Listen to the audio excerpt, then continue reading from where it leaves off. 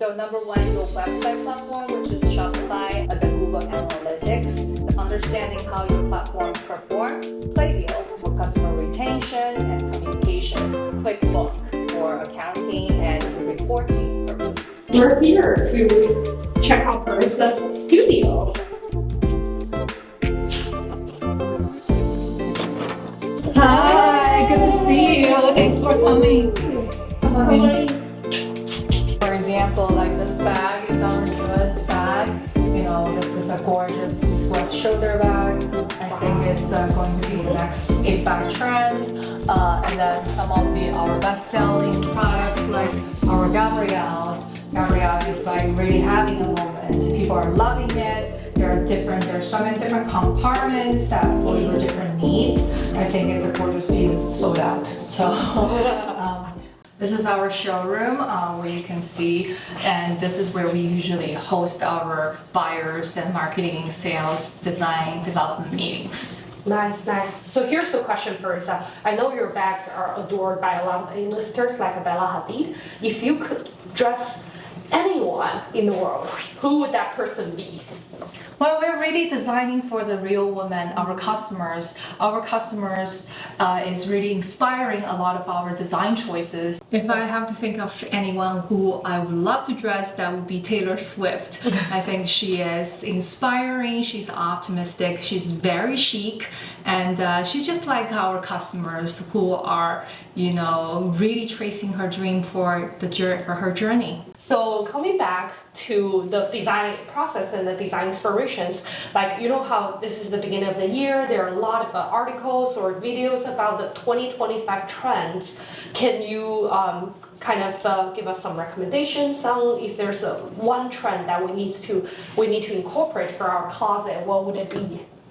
I think the 2025 is all about a relaxed and easygoing silhouettes. I think I would point out one bag shape, one silhouette that I really love is the east-west shoulder bag. As you see in the runway from Alaya to Miu Miu Prada, they all have this kind of bag. And from in our new collections, we also have our own east-west shoulder bag. That's the inspiration comes from our Gabrielle top handle bag, and we translate it into a elongated silhouette. Also keeping in mind of the overall functionality of the bag. So it's very light. You have a lot of ideas, right? But sometimes like the best idea doesn't come right away. Can you show me some of the iterations and maybe from the sketches that you recently had? Yeah, so everything, it's a long design process. For example, for our Madison bag, in order to make it soft structured, first is to come with to decide on the material, and secondly is to really think about the different silhouette and different structure, and this is the final result. But in order to get this final result, these are all the samples. So these are all different leathers and colors. Exactly. Yeah, so these are all the samples that we have to went through to get the final look. Now let's talk about something like that's kind of the hottest topic on the street right now, AI. So how do you see AI gets incorporated into the designer's workflow and in general, even from your workflow or in the fashion industry? Okay, so we actually, from the design aspect or production aspect, we haven't been using AI a lot. We still follows the traditional path of how creating a product, incorporating our customers' feedback and comments in our designs, and then just basically from sketching a product to making the prototypes, and then later on pushing it into productions. The whole prototype process would take like 6 to 8 months to complete. Yeah, we should get some sketches. Like I can show you some sketches. Yeah, I'd love to see it. Yeah. Yeah, like I can print it out.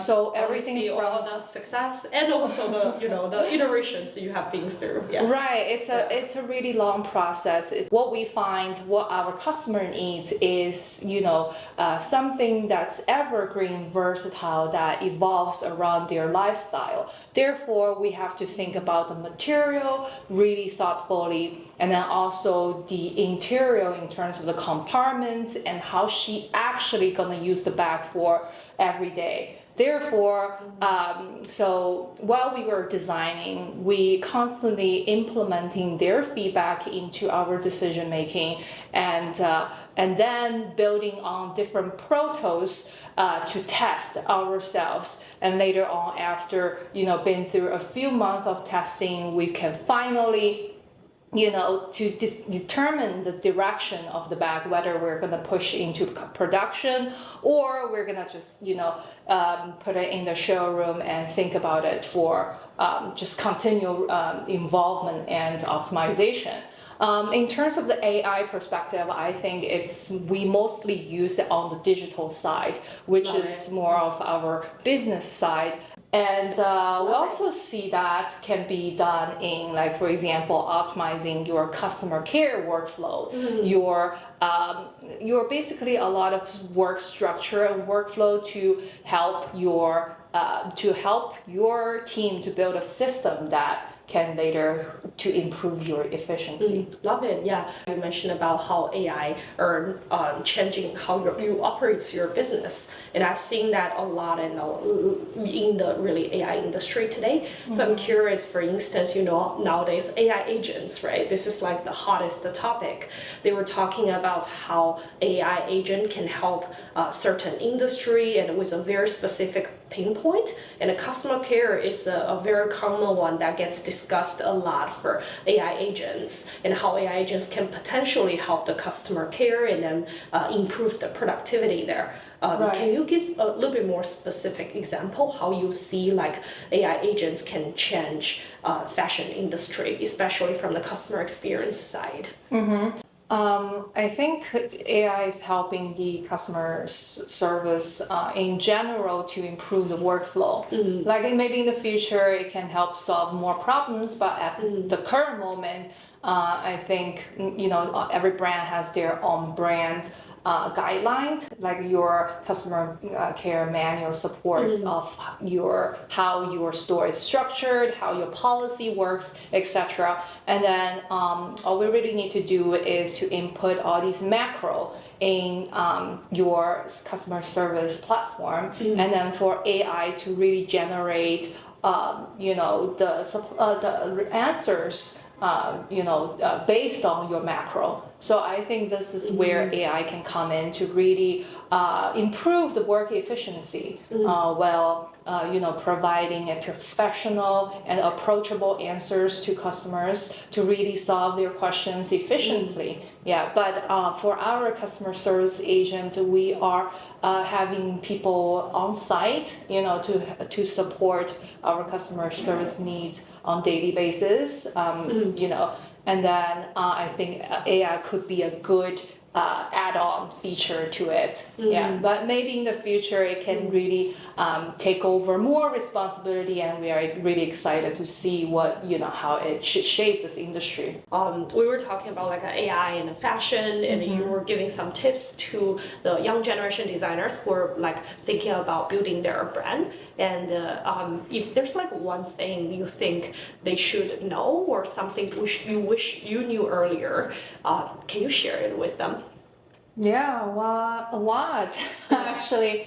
Not only just your hardcore skill about your techno skill, I think you really should understand the business behind fashion as well.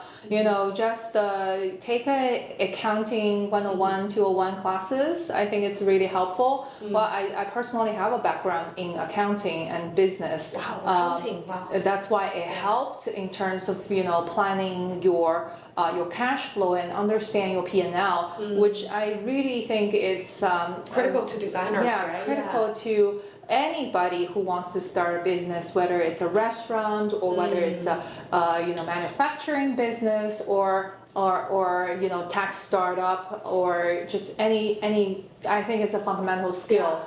I love how you mentioned about digital tools. That's actually on my list that I would love to ask you. Tell me your secret for someone who's just starting out. What are the bare minimal, tools or any secrets that I need to know? So number one, your website platform, which is Shopify, and then secondly, it's understanding how your platform performs, which is the Google Analytics, and then number three is Klaviyo, which is you can use it for customer retention and communication. So last but not least is QuickBook. So we use that for accounting and reporting purpose. Sounds like you drive a tight ship. So you drive traffic, I'm assuming, from all the digital different platforms like TikTok, Meta, YouTube, everywhere. You would recommend someone, to test everywhere, right? Or do you have any other channels you think like a beginner designer should you really, test first?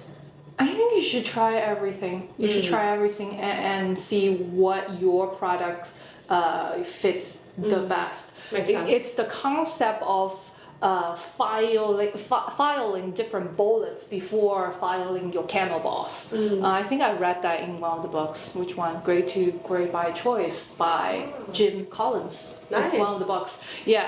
I think today I've learned so much about your stories, the bags, and we'll be sharing with our followers. Yeah, thank you. Thank you for hosting me.